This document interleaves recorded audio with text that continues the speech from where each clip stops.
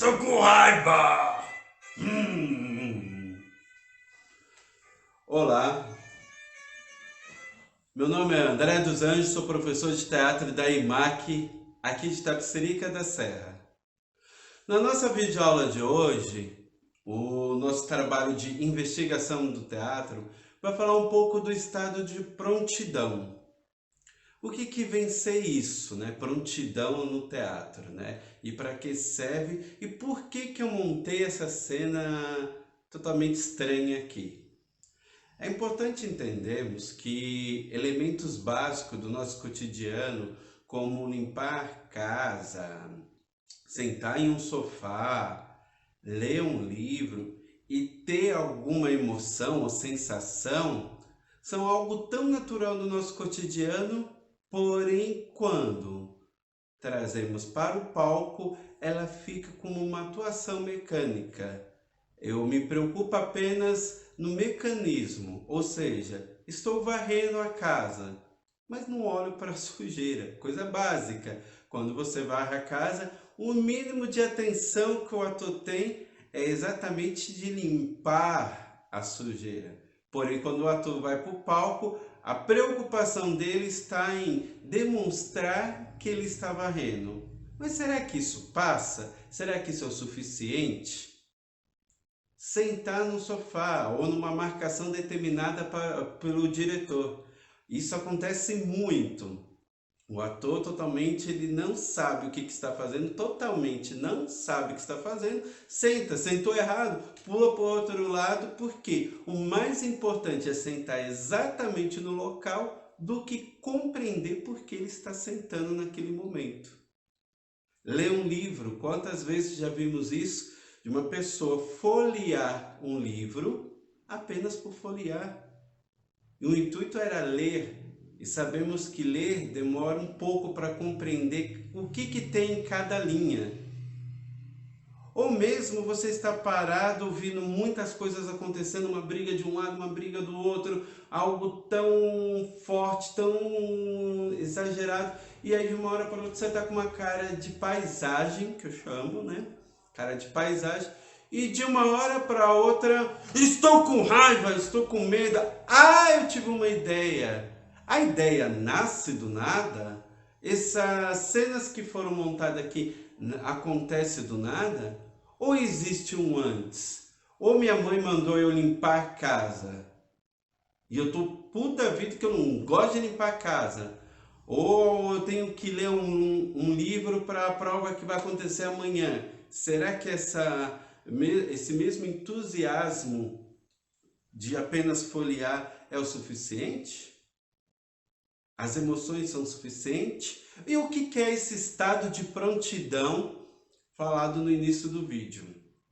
É importante entender que o ator ele terá que treinar, é um treinamento para compreender isso. Essas ações que eu fiz, ela pode ser até aplicada por vocês como exercício de como deixá-la natural. Mas professor, mas calma aí, é só fazer essas ações de novo? Não, nas aulas anteriores falamos um pouco das circunstâncias dadas, falamos um pouco de quem, onde, como, porquê, quem sou eu, onde estou e o que estou fazendo.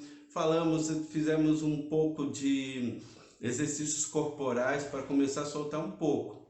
Nesta aula, eu vou falar um pouco da importância do ator estar em prontidão.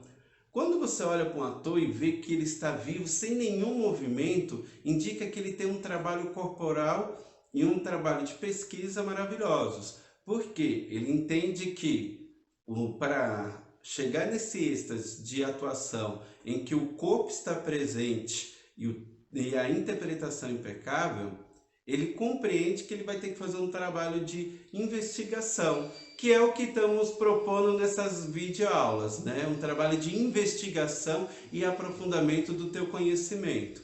Nas últimas aulas eu trabalhei um exercício de alongamento. Mas aí, professor, mas como é que eu posso deixar meu corpo mais preparado? Eu estou nervoso quando eu entro em cena, minha mão treme, meu pé treme, meu corpo inteiro treme. O que eu faço? O nervosismo toma conta, eu não sei como agir. Aí eu começo a usar minha mão, jogo a mão para um lado e para o outro. Vamos compreender um pouco o seu corpo, né? E como eu posso deixar ele mais orgânico? Um exercício legal é vocês escolherem uma música, e pode ser qualquer música da sua escolha. Isso é um exercício, não quer dizer que vocês automaticamente já vão estar preparados com essa prontidão.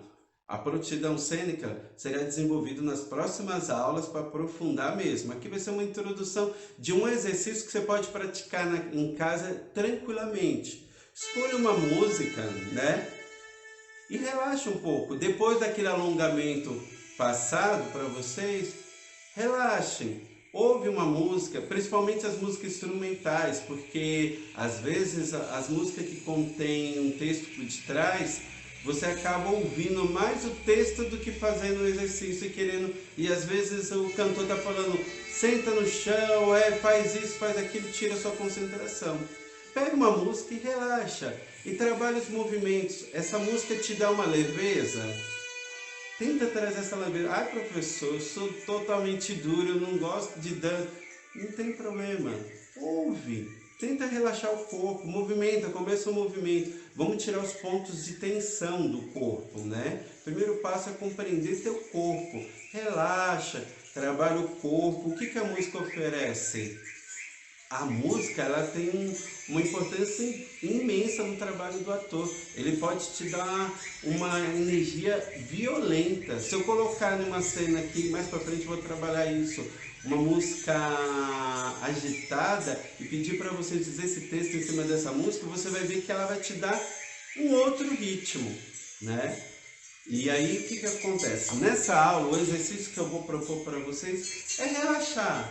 Relaxa o corpo, relaxa a mente, relaxa os movimentos, coloca essa música, coloca uma música tranquila, depois coloca outra agitada para ver e tenta trabalhar no ritmo dessa música.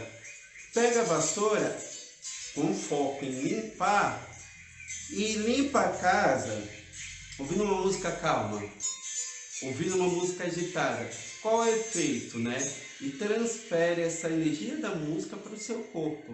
Então o primeiro passo é relaxar o corpo, deixar o corpo mais solto.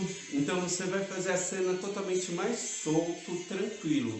Ah, mas professor, mas está longe do que eu quero interpretar. Lembrando, são passos que você irá dar. Esse primeiro passo que eu estou pedindo nesse exercício é o quê? Relaxamento do corpo. Relaxar e vai lá varrer. Relaxar, vai lá ler, relaxar, tenta deixar o mais orgânico, mais natural, fluir. A gente precisa entender que existe energia no nosso corpo, o nosso corpo ele tem que fluir essas energias, tudo bem? Então esse é o nosso exercício dessa aula e na próxima aula vamos dar continuidade a esse trabalho de prontidão, vamos aprofundar um pouco mais e buscar mecanismos que facilitem essa compreensão. E boa aula para vocês. Oi gente, tudo bem? Sejam muito bem-vindos a mais uma videoaula de Mímica Total. Nessa videoaula a gente vai estar trabalhando a gramática corporal de Etienne Decroux. A gente vai trabalhar o princípio, os fundamentos, tá? Ela vai servir como um complemento daquela aula que a gente teve do corpo superarticulado. Então quem não assistiu, volta lá, assiste essa aula e vem aqui para dar continuidade ao estudo de vocês. A gente vai estar chamando agora esse grande mestre, Etienne Decroux, o pai da mímica moderna, que criou uma gramática corporal tão complexa quanto as orientais. E nesse momento a gente vai estar trazendo o princípio, como que a gente trabalha na mímica total a técnica gramática do Etienne Decroux. E é importante saber que o Etienne Decroux, ele criou uma gramática tão complexa quanto as orientais. E ele se inspirou muito na gramática da música, na gramática da escrita. E ele tinha uma coisa muito interessante, que ele ficava observando as estátuas gregas, romanas, e depois, né, a sua grande paixão, Rodin, ele ficava vendo as esculturas do Rodin, também essas estátuas gregas, romanas, e ele ficava imaginando, se essas estátuas se movimentassem, como que elas se movimentariam. E aí sim, inspirado na gramática da música, da escrita, então ele começou a criar várias escalas corporais, várias partituras de movimento, várias composições de movimento, que tinham como base, como fundamento, essa gramática musical e a gramática da escrita. Então você vai ver no vocabulário dele, ele trabalhando escalas corporais, ele trabalhando dinâmicas de ditongo, de pontuação. Então todos esses nomes aí da música e da escrita vão entrando dentro dessa gramática da mímica corporal. E a gente vai estar vendo aqui hoje a primeira escala corporal trabalhado no método da mímica total, baseado nesse grande mestre, o Etienne Decroux. Então vamos lá. Vamos chamar alguém aqui para poder demonstrar aqui pra gente. Pode ser você mesmo. Vem para cá.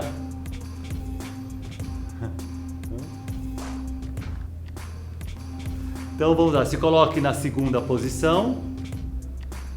E a gente vai dividir esse corpo pela metade. A gente vai pensar numa linha imaginária dividindo esse corpo no meio.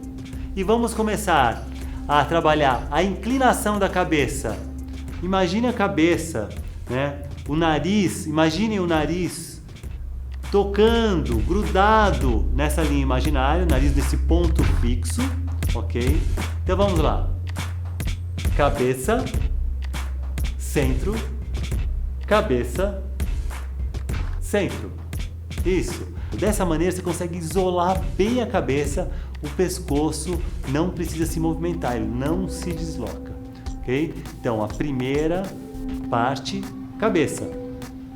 Depois vem cabeça e pescoço, no mesmo eixo, no mesmo bloco que o Decroux chamaria de martelo. Então, martelo, centro, martelo, centro. Aí vem abaixo do pescoço, vem o peito, tá? Da costela para cima. Então, cabeça, pescoço e peito num bloco só, o Decroux chamaria de busto.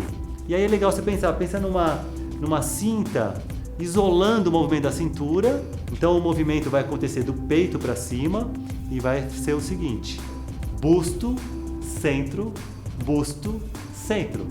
Vou jogar a cinta fora e aí cabeça, pescoço, peito e cintura na mesma linha, no mesmo eixo, num bloco só, o Decroux chamaria de torso. Então, torso, centro, centro. Vamos descer mais um pouquinho. Cabeça, martelo, busto, torso. E agora com o quadril também, com mais o quadril, mais a bacia, mais o pelvis, vários nomes sem riqueza à parte. Então o Decroux chamaria de tronco, do quadril para cima, num bloco só, o tronco. E aí sim, a gente vai ter três possibilidades aqui.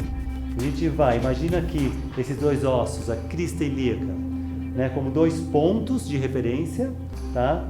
Então no primeiro a gente vai fazer o eixo a favor, tá? Um lado sobe e o outro mantém o ponto fixo. Então vamos fazer isso aqui, ó. Subiu e desceu, tá? Eixo a favor para o outro lado, esse sobe, e esse desce. Esse aqui fica no ponto fixo, ó. Tá no ponto fixo, subiu e desceu.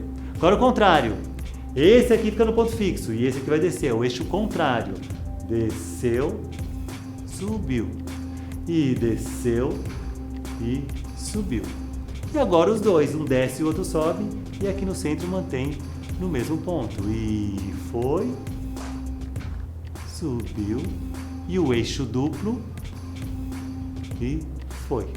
Tá? Três possibilidades: eixo a favor, eixo contrário e duplo. Então a gente vai ver aqui nessa demonstração. Eixo do tronco a favor, eixo do tronco a favor. Eixo contrário, eixo contrário. E agora o duplo.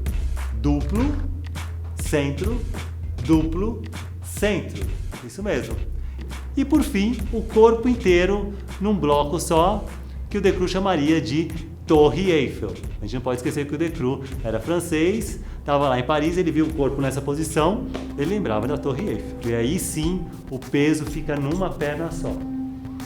Tá tudo numa perna só. Posso até levantar o pé que não vai fazer diferença nenhuma aqui para a estrutura. E voltou. Então, Torre Eiffel para a direita, centro para a esquerda, centro. Né? Então vamos lá, mais uma vez. E cabeça, centro, cabeça, centro. Martelo, centro, martelo, centro. Busto, centro, busto, centro. E torso, centro, torso, centro. Eixo a favor, centro, eixo a favor, centro. Eixo contrário, centro, eixo contrário, centro. Duplo, centro, eixo duplo, centro. Torre Eiffel, opa, centro, Torre Eiffel, centro. Muito bem. Obrigado, hein? Pode ir. E aí, gostaram? Então, gente, mande suas sugestões, seus comentários. O que vocês gostariam de ver nas próximas aulas? Manda aí pra gente que a gente vai organizando aí os próximos vídeos, ok? E não se esqueça do mais importante, se inscreva no canal. Falou? Até a próxima!